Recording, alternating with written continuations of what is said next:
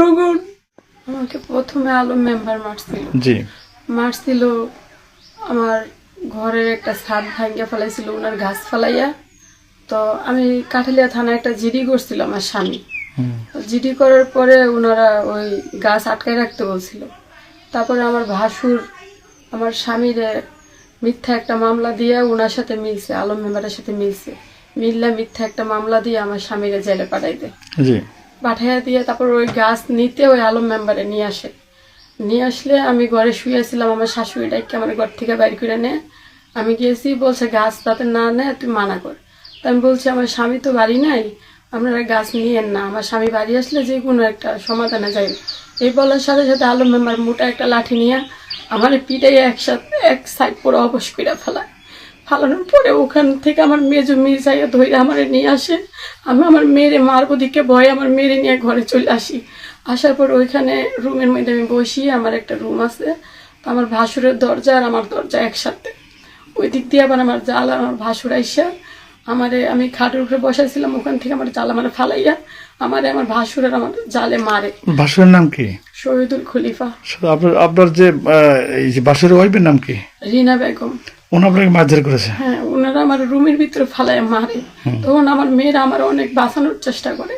আমার জালে গলার থেকে উন্না নিয়ে আমার গলার মধ্যে পেঁচ দিয়ে মারতে যায়। তারপরে গলায় চেন দেখে চেনটা উনি নিয়ে যায়।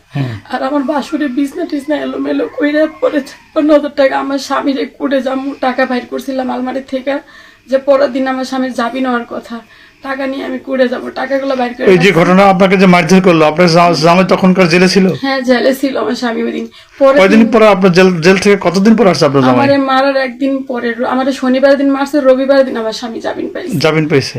তো অর্থাৎ আপনার জামাই আপনার স্বামী জেলে থাকা অবস্থায় আপনাকে এই সুযোগে মারছে? খালি করে ফালাই এভাবে মারছে। আপনার কি নিয়েছে আপনার কাছ থেকে? আমার গলার চেন নিয়ে গেছে, আমার বিছনা নিচে 56,000 টাকা ছিল, আমার বাসুর ওই টাকাটা নিয়ে গেছে। তারপরে আমি কোনো রকমে ওইখান থেকে ছুটে আমার মেয়েরা আমার ছাড়া আমি ঘর থেকে দৌড়ে বাইরে যাবো, বসে কান্নাকাটি করি। পুলিশের ফোন দিই, পুলিশ আসে না। তারপরে আমি 999 কল দিছি, কিন্তু পুলিশ অনেকক্ষণ পরে আসার পরে আমি ওই যে আলম মেম্বার মারছে ওইটা বলছি। আমার মেয়েদের কথা আমি ভয়ে বলি নাই। না, আমি আমার হাসপাতালে যাইতে বললে আমার মেয়েদের একলা ঘরে রাখা যাব, যদি আমার মেয়েদের উপরে টর্চার করে। আপনি এই বিষয়টি রাষ্ট্র এবং সমাজের কাছে কি চান? আমি সবার কাছে একটা মেয়ে হয়ে আমার বিচার চাই।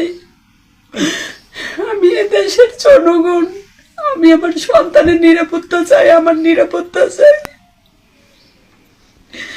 আমি দেশের কাছে একটা সুবিচার চাই, আমার জন্য একটা সুবিচার দেয় সবাই।